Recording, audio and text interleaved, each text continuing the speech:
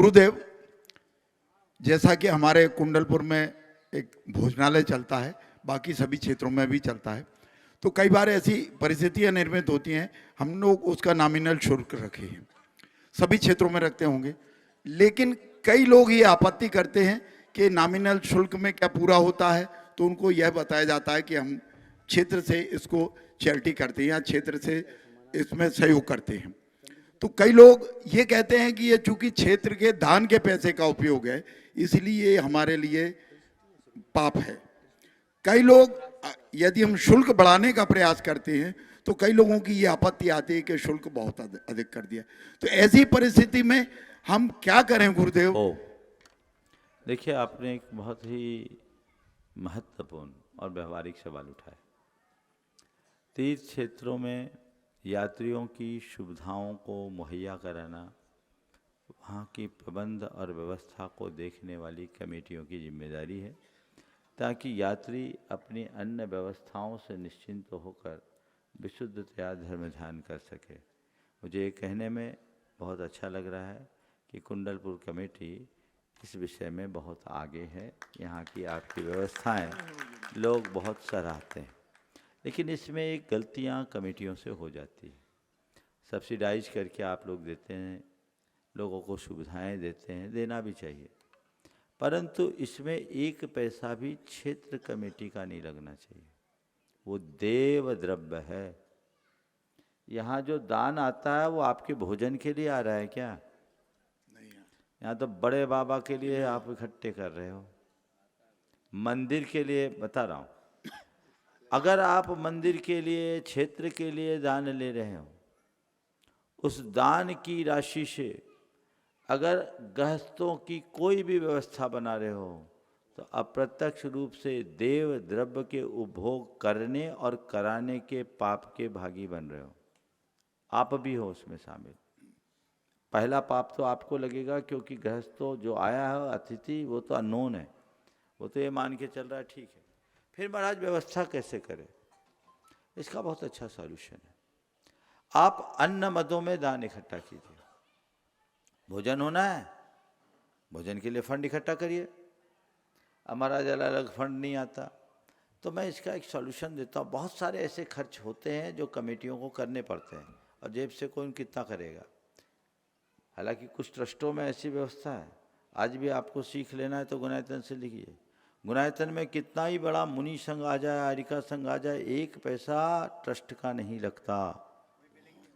आज भी इतना बड़ा संघ 60 पीछे चातुर्मास करके गया, अभी वहाँ चातुर्मास है, उसके कुछ ट्रस्टियों ने आपस में पैसा इकट्ठा किया, उनकी सारी व्यवस्थाएं संचालित हो रही। या तो उदारता से ऐसा काम करे, एक प्रयास तक कभी नहीं लगा और कोई इस तरह की बिलिंग नहीं, सीधे सब ऊपर ही ऊपर। अगर ऐसा हो जाए तो सबसे अच्छा है। अभी और आ रही है, 57 पहुंच गई और चलते रहेंगे, कोई दिक्कत नहीं। वहाँ ऐसी व्यवस्था है और लोग उसमें अपने आप को कृतार्थ महसूस करते हैं कि हमारा द्रव्य सही जगह लग रहा है। उसमें आपकी एक बहन जी भी बैठी है उस योगदान देने वालों में, जो सब जगह देती है। तो इस तरह की सुनीता बहन है ना, हाँ, वो भी गुनायतन से जुड़ी है, संबद्ध है, शिरोमणि है। तो ऐसे कुछ लोगों ने आपस में कर लिया, किसी को पता भी नहीं लगा, ना कोई किसी को व्हाट्सअप करना पड़ा, ना कुछ करना पड़ा। आपस में भाई व्यवस्था बनानी है, कैसे बनाए, और सारी सुव्यवस्थाएं हो गई। ये परंपरा होनी चाहिए, लेकिन मुझे लगता है कि हर जगह ये व्यवहारिक नहीं होगा। तो इसका एक बहुत अच्छा सॉल्यूशन है और मैं पूरे देश भर के लोगों को कहता हूँ, आप लोग अपने क्षेत्रों में एक मद रखिए, धर्म प्रभावना / प्रबंध। और आप सब दातारों से कहता हूँ, मंदिरों में, क्षेत्रों में जाइए तो आप धर्म प्रभावना और प्रबंध के मद में ज़्यादा दान दीजिए। निर्माण कार्य में पैसा लगे तब निर्माण के लिए मद में दो। निर्माण एक समय तक होता, उसके बाद निर्माण नहीं होता। आप तो केवल प्रबंध है और धर्म प्रभावना चाहिए। तो प्रबंध और धर्म प्रभावना के पैसे का आप कहीं उपयोग कर लो, आपको पाप नहीं है। लेकिन मंदिर के पैसे का उपयोग आप धर्म प्रभावना में करोगे, महान पाप के भागी होगे। आप कीजिए, सब्सिडी दीजिए, साल भर में एक बार हिसाब निकालिए कितना हमारा डेफिसिएशन होता है। या तो आपस में उतना कर दो, यही तुम्हारा योगदान है, और नहीं है तो लोगों से उस निमित्त दान लो। अपने रसीद में लिखो धर्म प्रभावना। पुण्यार्जक ढूंढ रहे हो, उतनी मेहनत कोई नहीं करना चाहता, आ रहा उसी में खर्च करके सब फ्री हो जाते हैं। तो आप धर्म प्रभावना ऑब्लिक प्रबंध है। इसी तरह मंदिर में गुल्लक रखिए, गुल्लक में धर्म प्रभावना और प्रबंध रखिए, लिख दीजिए उसमें बड़े बड़े अक्षरों में, ताकि दातार को पता लगे। और एक बात और ध्यान रखना, जिस मद में आप पैसा ले रहे हो उसी मद में आप पैसा खर्च करो। कई जगह दूसरे तीसरे मदों में पैसे लेते हैं और दूसरे जगह खर्च करते हैं। खर्च कमेटी में कर रहे हैं लेकिन उस मद में नहीं कर रहे हैं। ये दातार के साथ धोखा है। ऐसा कभी मत करना। तुमको पैसा चाहिए तो जिस मद में पैसा चाहिए उस मद में मांग के लो ना, देगा, क्योंकि सामने वाला देने के लिए आया है। पर इस तरह की कार्य करने में पाप होता है। असत्य कहीं नहीं तो भगवान के दरबार में असत्य क्यों? हमें कमरा बनाना है, बिल्डिंग बनाना है, आपने पैसा लिया और बिल्डिंग बन चुकी और फिर बिल्डिंग के नाम पे पैसा ले रहे हो। बेदी बनाना है, भगवान रखना है, बेदी बन चुकी, दातार आ चुका, भगवान भी आ जा, फिर ले रहे हो।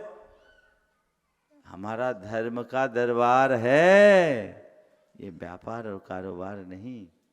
ये मनस्थिति मैं कुंडलपुर कमेटी के लिए नहीं बोल रहा हूँ, पूरे देश के मंदिरों और कमेटियों के लोगों से कहना चाह रहा हूँ। ये संदेश सब जगह फैलाना।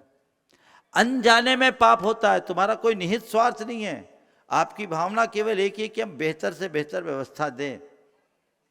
कहीं किसी साधु के निमंत्रण के लिए आप बस लगाते हो और पैसा मंदिर का लगाते हो।